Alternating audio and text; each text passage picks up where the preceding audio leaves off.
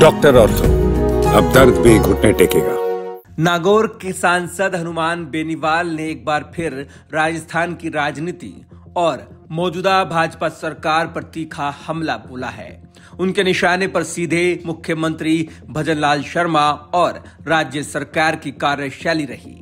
बेनीवाल का कहना है कि लोग मुख्यमंत्री को गंभीरता से नहीं ले रहे और खुद उन्हें भी ये समझ नहीं आ रहा कि असल में सरकार चला कौन रहा है।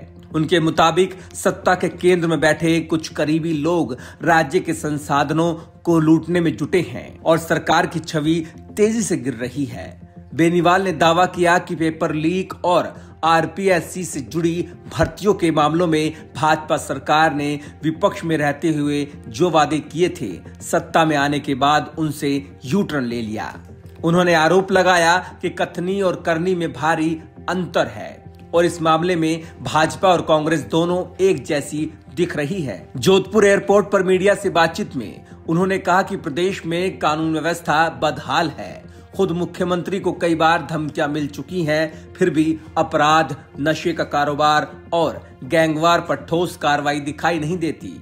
उनके शब्दों में पंजाब से भी ज्यादा नशा अब राजस्थान में फैल चुका है, जो प्रशासन की नाकामी को दिखाता है। पूर्व मुख्यमंत्री अशोक गहलोत के नजदीकी रहे कुछ अफसरों पर भी बेनीवाल ने गंभीर आरोप लगाए। उनके मुताबिक जो अधिकारी पहले फोन टेपिंग और राजनीतिक उपयोग के लिए बदनाम थे, वही अब नई सरकार के चहेते बनकर भ्रष्टाचार और अवैध कारोबार में सक्रिय हैं। बेनीवाल ने कहा कि उनकी पार्टी आरएलपी के पास विधानसभा में एक भी विधायक नहीं है। इसके बावजूद वे सड़क से लेकर संसद तक जनता के मुद्दे उठा रहे हैं।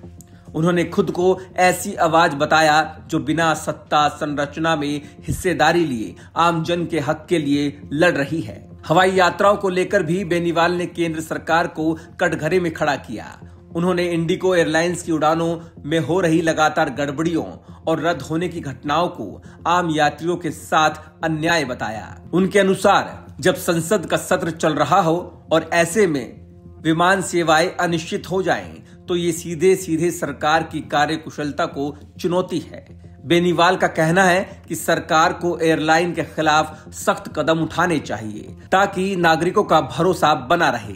साथ ही उन्होंने डॉलर के मुकाबले रुपए की गिरती कीमत को भी चिंताजनक बताया और संकेत दिया कि वे इस मुद्दे को संसद के भीतर जोरदार तरीके से उठाएंगे।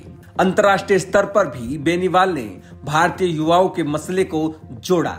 उन्होंने लोकसभा के शून्यकाल में रूस में फंसे 61 भारतीय युवकों का मुद्दा उठाकर केंद्र सरकार से तत्काल हस्तक्षेप की मांग की।